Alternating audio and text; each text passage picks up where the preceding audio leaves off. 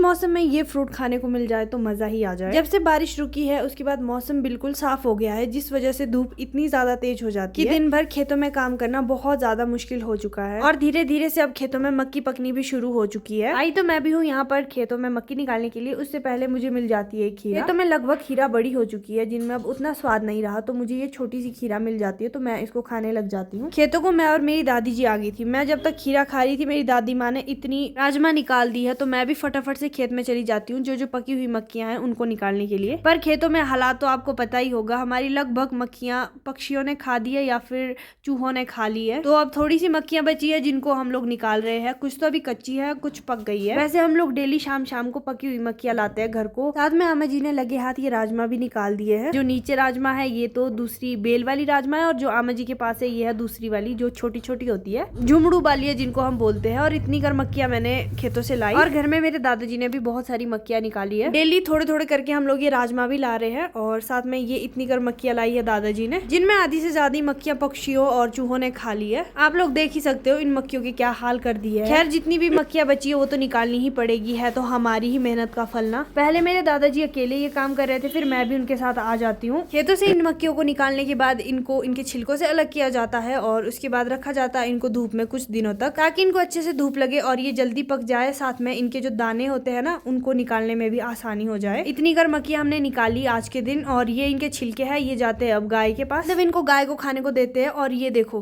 कितनी रंग बिरंगी मक्खियां आज मुझे मिली है। और कलर को तो छोड़ो, यहाँ पर देखो काले कलर के दाने भी मिले हैं मक्खियों में, और ये सफेद दाने तो बिल्कुल मोतियों जैसे लगते हैं। अब इनके छिलके अलग करने के बाद इनको धूप में रखेंगे, अच्छे से दूर दूर रखेंगे ताकि इनको अच्छे से धूप लगे और जल्दी से जल्दी ये सूख जाए। और क्या आपको पता है हमारी भाषा में मक्की को छल्ली कहते हैं, और आपकी भाषा में क्या कहते हैं मुझे कमेंट करके जरूर बताएं। वैसे तो हम लोग ज्यादा मक्की नहीं बीजते हैं, सिर्फ अपने गुजारे साथ में हमारे गाय को देने के लिए ही बीजते हैं, मतलब बेचने के लिए नहीं बीजते हैं। और ये काम करने के बाद यहाँ पर मुझे सेब मिल जाते हैं, जिनसे बनाती हूँ मैं ये फ्रूट चाट, और ऐसी कड़कती धूप में ये खाने का मजा ही कुछ और आ जाता है। बाकी आज के व्लॉग में इतना ही, आपसे मिलती हूँ एक नए व्लॉग के साथ। Bye bye.